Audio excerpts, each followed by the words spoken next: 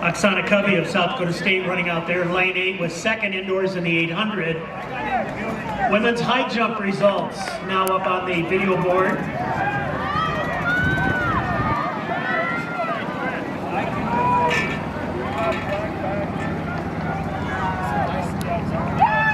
Men's high jump results now up.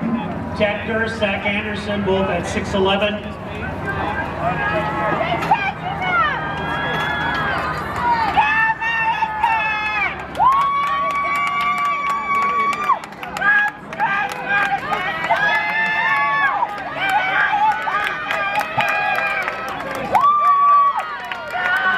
Lane 4, the National Junior College champ in that event. 53.55.